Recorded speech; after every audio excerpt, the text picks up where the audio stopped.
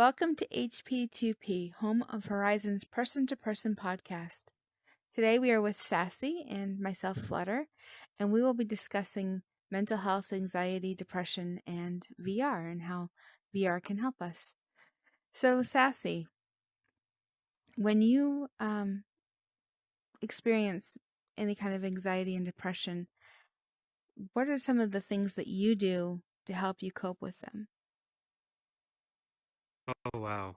Um, Usually I like to attend meditation sessions. I also resort to, meditation apps, Headspace, being one of my more personal favorites.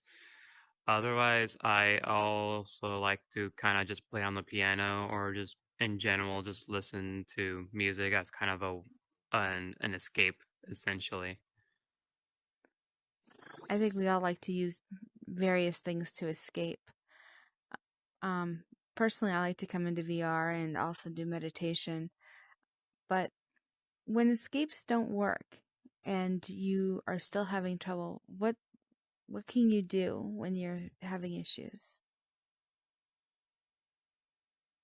Um, You can always talk to someone. I think, talking to someone can always, I think having someone, lend an open ear, I think will, kind of help distract the brain because you're having like this, you know, this person to person conversation. I Yeah. mean, it could just be about anxiety or you can change to a completely different topic and you can just talk and the brain will kind of you know, be like distracted by the conversation that hopefully the anxiety will just kind of just flutter off into space. Do you think that VR helps you with any of this, like with being able to talk and more easily, or do you think VR makes it more difficult in any ways? No, I think for me personally, VR has been also like this escape um from, real world problems, mostly because one I have this amazing group that loves me for who I am, that supports me for who I am, and I really cherish that to heart. But also it's also people know me as the one guy who plays piano, and I think playing piano for a very small group of friends, I think really helps. And also taking song requests where I can challenge myself to try to learn a new piece of music on the piano, I think offers that nice, release of anxiety. And this particular year, you made a world regarding mental health awareness for May. And how do you think that helped you? I think I think it really helped me not just for my own personal reasons to be reminded of, that everyone struggles with mental health in their own individual way.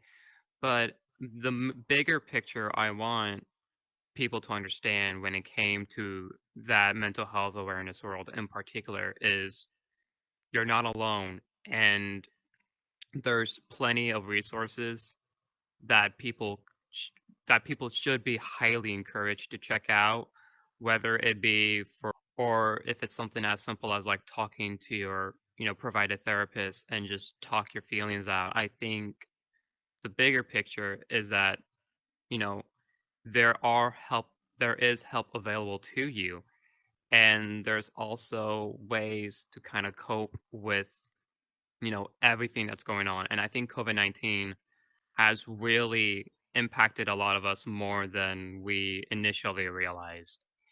And I want people to understand that as someone who went through depression in middle school, high school, and Hmm. eventually thought of committing suicide at one point, I want people to understand that there is help available and you're not alone.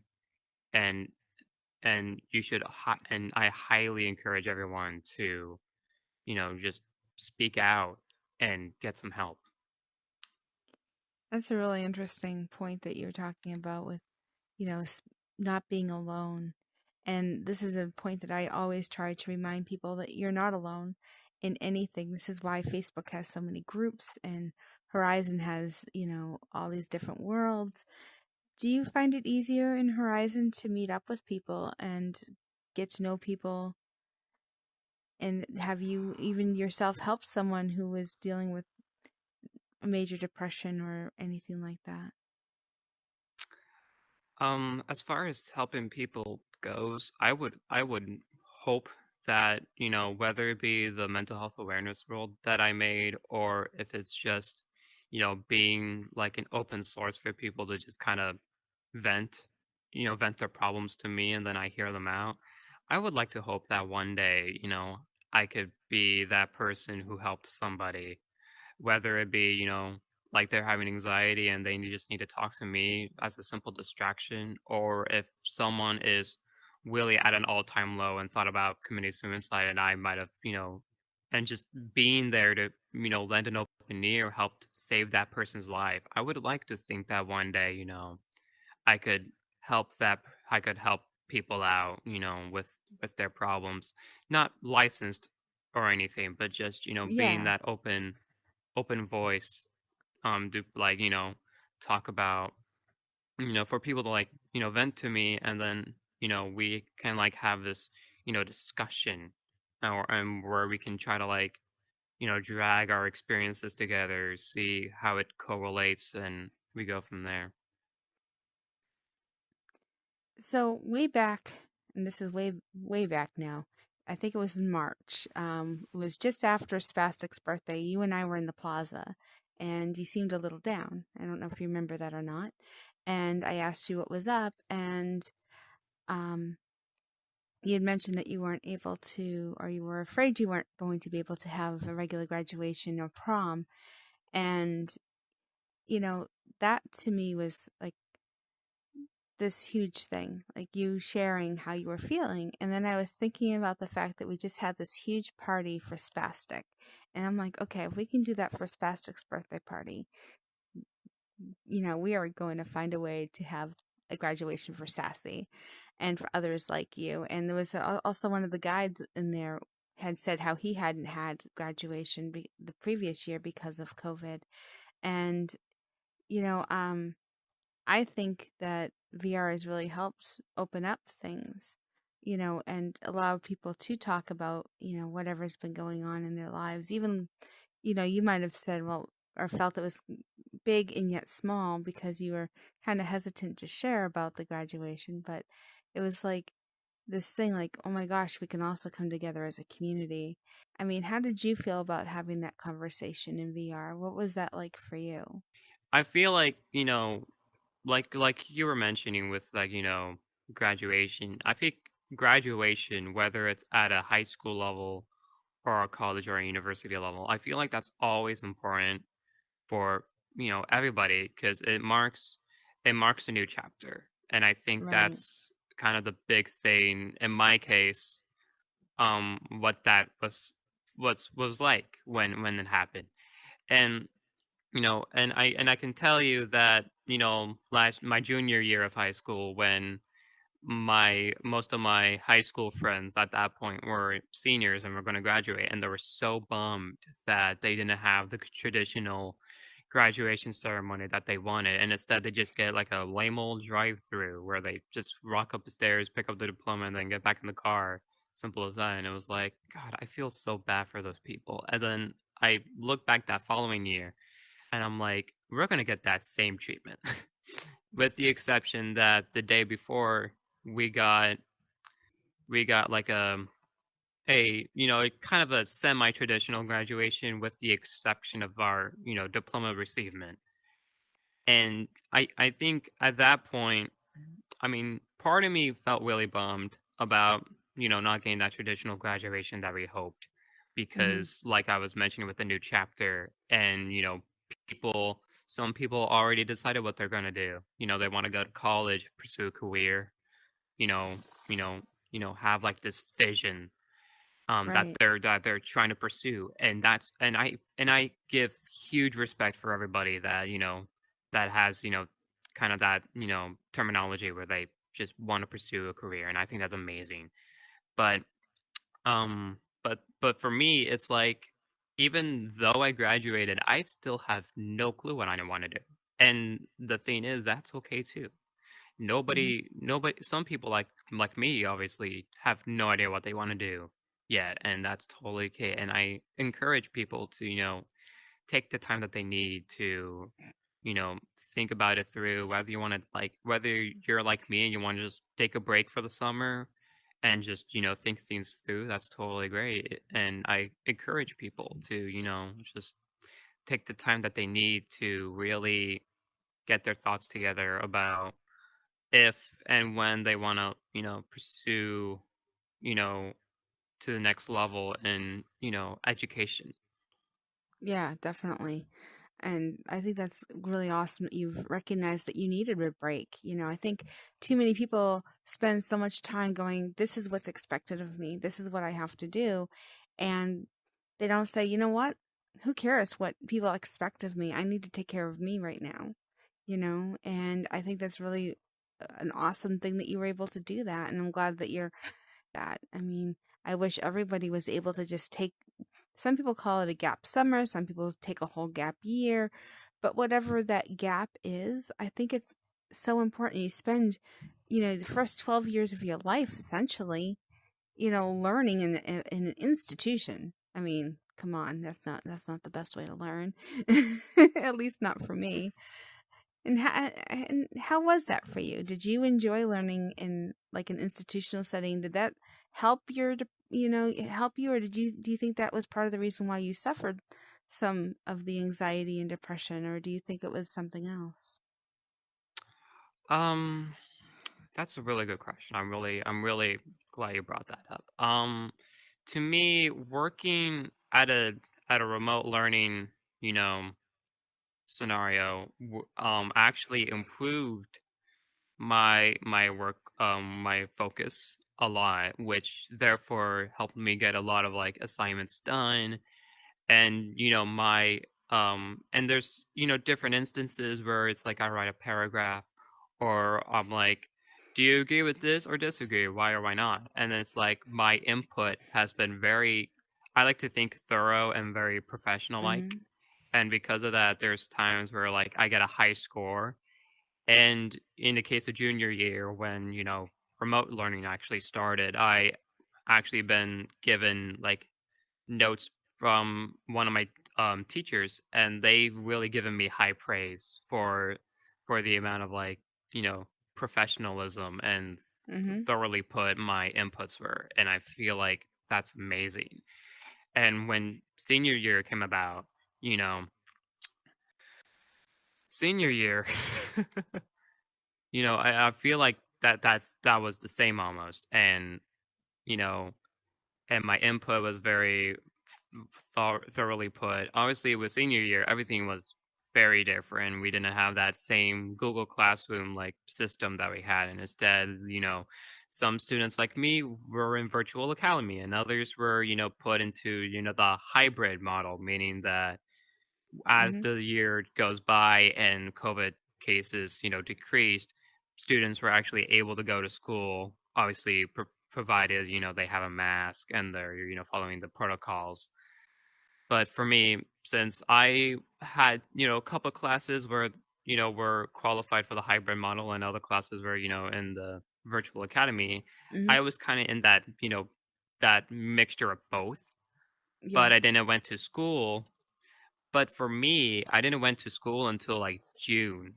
And Mhm. I think on the first day of June, that was also when I was asked to do the career spotlight. So, it was like this whole turn events. But to answer your question, um, remote learning, while it did improve, my focus and, Mhm. my answers, drastically, where I'm getting better, better grades and better scores for each assignment, test, you name it.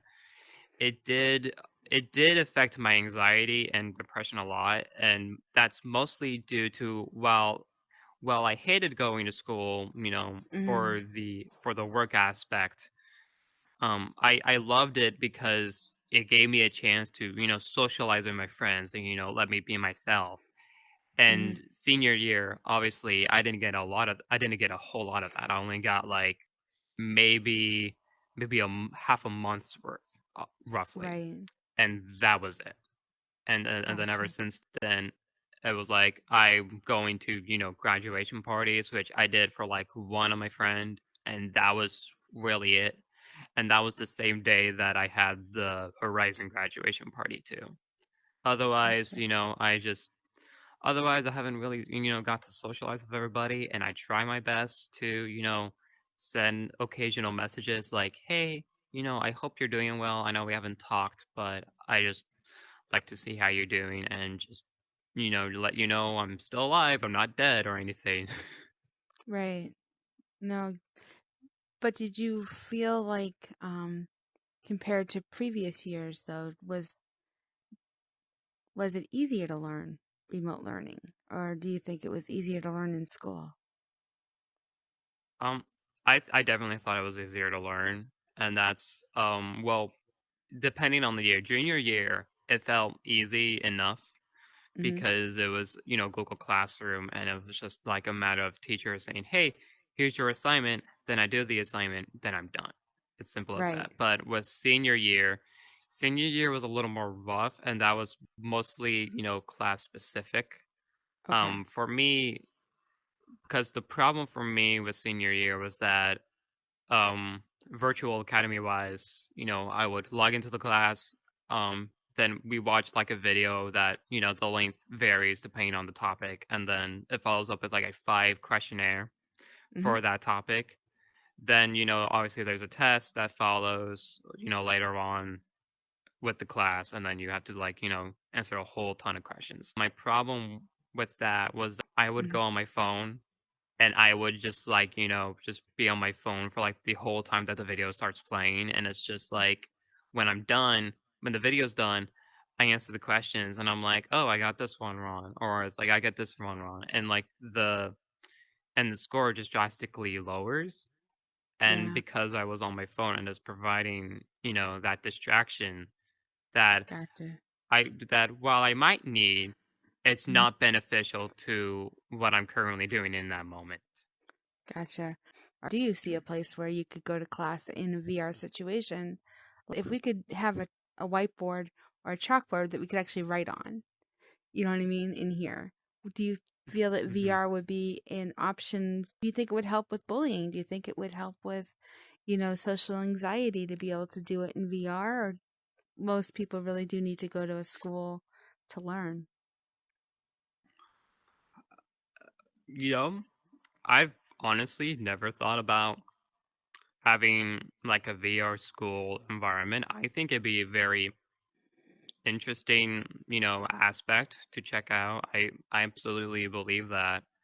And, you know, and obviously with the headset, with the certain age requirements, I think if I think it should be only at like, maybe a high school and higher class, just because with the headset, it's generally used for like teenagers and high and like adults, and not like, a younger audience, unless if there's like a supervisor or like a parent or a guardian that's like watching over the child.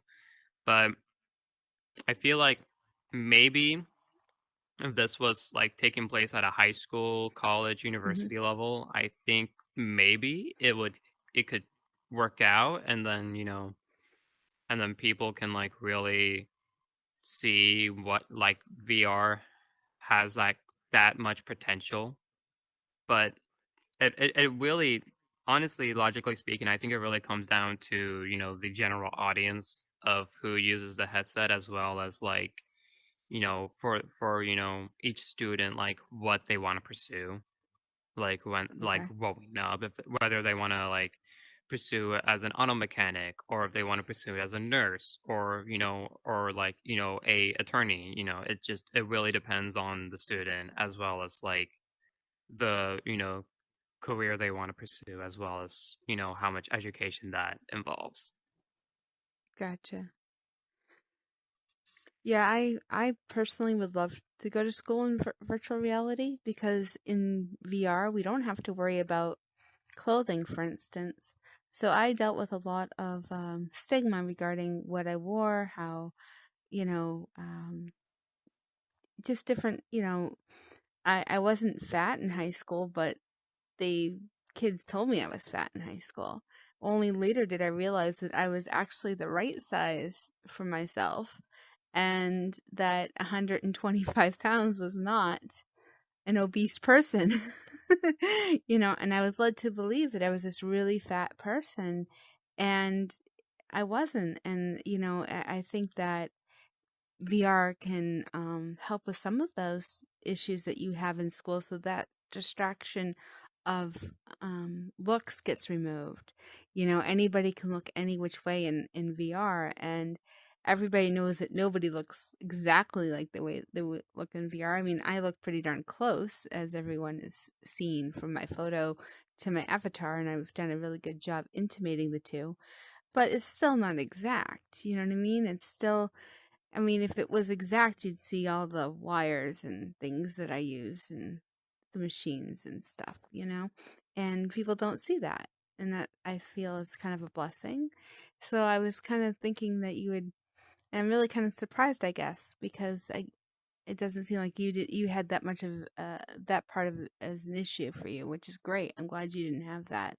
I'm glad schools seem to be changing their, you know, that aspect of things. So, that was really good to hear that a lot of kids would say, "Oh, yeah, I'm glad for VR because I don't have to worry about this or that." And those weren't really your concerns. It was more of, you know what? I really need my friends. I really want to be with people. And that's a really valuable lesson for us, that human connection. So, do you find that you make or feel like there's real human connection in VR, or is that still really lacking for you? Um, I mean, there's times where it's like, I thrive for human connection. Mhm. And that depends, honestly, like how my day is going at the time. And then there's other times where it's like, I just don't really feel talkative. And I haven't even been on my headset as much for the past week as I would have hoped. Yeah. And because of that, I think it's like slowly like taking me back to square one where I wasn't like, very talkative to people, and I would just, make gestures, like a hand wave or a thumbs up if I want to like communicate, but verbally, I didn't really speak as much because of how infrequent I was on the headset. Gotcha. That actually makes a lot of sense. And you also brought up another point, taking a break from VR. Do you feel like that's important too? Like people not get too wrapped up in VR, or do you feel like people seem to self-regulate pretty well? Honestly, I think this is really, it's a matter of personal preference. I know for me, like I could be on the headset at least once or twice a day and I wouldn't feel as much of a break was needed at that point. Mm-hmm. But I will take into consideration that like I needed a break for Saturday because I was actually out hanging out with, my buddies like Layx and, and Right. Layx's wife. And it wasn't much that I needed a break from, the VR because of this and that. It was just because I want to make sure that the day is, spent wonderfully with my friends and with the thousands of pictures and videos that has been posted in the group. It's Mm-hmm. like I had fun that day. Yeah. This was the equivalent of like me going out with my friends outside of high school, and I never like I got to hang out with my friends like before at high school, like say during lunch or in the morning before class starts, and that's Mm-hmm. great. But I never got to hang out with my friends outside of high school, and Right. Saturday and that day felt the equivalent of that, and it was the first Right. time that I've actually got to like hang out with people. Wow. and it felt great. It felt like I was truly alive, so to speak. And I know that's kind of a little Yeah, lackluster, but it felt like I was kind of in the moment, and I right. felt, noticed and valued, and it felt to me, I almost cried a bit because of how, wonderful they were, to like let me hang out with them for the day and be all my sassy self and whatever. It was nice. I saw those pictures. It looked like you had a blast. I really think that people self-regulate very well in VR. I haven't noticed personally any of my friends ignoring family for VR. I've been very, maybe I'm just more fortunate, but it seems like VR is that balance. It allows us, thanks to COVID, to interact with people still, and feel that freedom that we need to go out. Like for your graduation when we were able to dance, and we had the music and did some things that, you know, maybe questionable IPS. But anyways, it was awesome, right? We had a great time. The umbrella was wonderful. And I call that's that what art. yeah. The umbrella was just it was in that moment I actually got teared because my eyes teared up because I saw everybody doing exactly what they would do in a regular, rave, club, whatever you want to call it type setting, and it felt Hmm. natural and real, and it was real. And I think that's why and it, like I said, people do seem to balance it. Some people have gotten married and others are having babies, and we're celebrating all these milestones, but like no one's like in here so often, at least in my group, that something else is getting left behind. Like when I took my time off this past week because I had to work, like really work on a project that was in real life, I was like, okay, you know, and people still checked in, which was really amazing. People messaged me, and I think I think VR has been really good during this time, so that everyone kind of still had like connections to fun and then connections to real life. I think it was a good. I think VR has been a great gap filler, between everything with COVID. So I feel very blessed, and seeing you this past, what, 6 months, almost 6 months, not quite. I'm losing track of time. And since, because I came in here the first, well, I think it was either the last 2 days of February or the first 2 days of March. I can't remember the exact dates, but um, yeah, it was just so amazing, and you were one of the first people that came to my meditations, and it was just awesome that you came, and I was like, wow, and who is this person? And I wanted to get to know you, and like you said, your sassy self. And there was just something you used to say, and I wish I could remember how you said it. It was while we were in Tanzer's world, and it had to do with the chicken and something chicken dinner, and and I was just like, oh Oh. my gosh. Do you remember what that was? What you used to say? Because it was one of the Was funniest it things was it ever. was it winner winner chicken dinner? Was that it? That's the one. That's the Yep, one. I Winner, knew winner, chicken it. I dinner. knew it. And but you saying that is like such a light-hearted thing to say, and getting to know you has been such a blessing for me. I put parkour and things just for you, and Hmm. I think that that's why I like VR so much, and why I think it's good for mental health, because it does get rid of so much of the negative stuff, because you can just kind of forget about it for a little while, you know? And it seems like you have a good balance of everything. You've balanced out your music, you've balanced out your, um, you know, love for parkour in VR, but you also play your video games, and you do stuff with family and friends. So it sounds like you've got a really awesome balance of everything, and I'm really glad for that. So, is there anything else you'd like to share about what's helped you overcome your depressions and get you to the point where you are now, where you're much happier and just more alive feeling? Oh wow.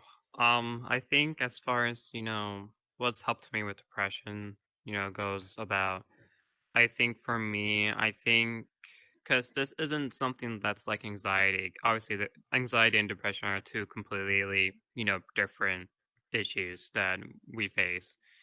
And depression, unlike anxiety, I think isn't as easy to overcome unless if you have somebody that you can talk to and they're willing to like, you know, lend their time for you to just, talk with.